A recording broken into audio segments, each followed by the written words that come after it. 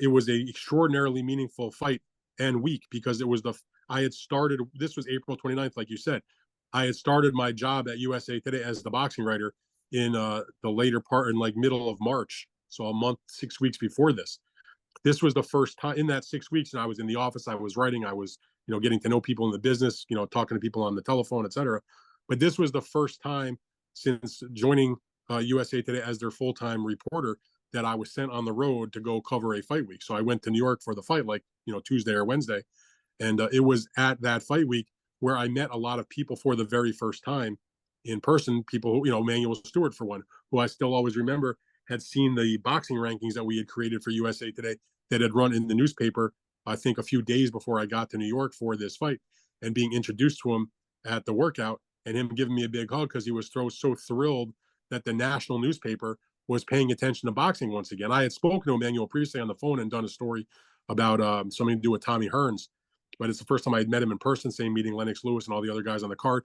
Vladimir Klitschko, first time I met him, he was fighting on this undercard against David Bostis. This is well before he was the heavyweight champion, obviously. I think even that far back, there was the grain and the kernel in people's minds that someday a big heavyweight fight, it ultimately never happened, would be Lennox against Vladimir Klitschko. The only place it happened was on the screen of Ocean's 11. Lennox ended up fighting his brother Vitaly in a classic fight.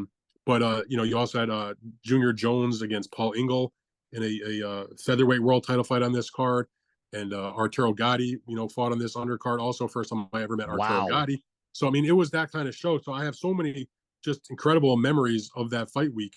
I remember going home and talking to my mother a few days after I had covered this fight in New York, and she asked me like how it was, what happened. Like, she doesn't like boxing, but she's sort of interested in like how it went for me. Right. So she asked me like, well, what happened in the fight? So I explained to her that Lennox Lewis, knocked out Michael Grant in the second round to retain the heavyweight title. She said the second round. I said, you went all the way to New York for like 4 or 5 days and you knocked him out in the second round. And it was at that point I had to explain to Mom that boxing, you don't know how long it's going to go. It could go 1, it could go 12, or somewhere in the middle. It's how it goes. It's not about that. It's about all the baseball. You're guaranteed 9 innings, Mom. Yeah. Football, 4 quarters, 15 minutes each. Boxing, it can be over in the first round. You never know. Yeah.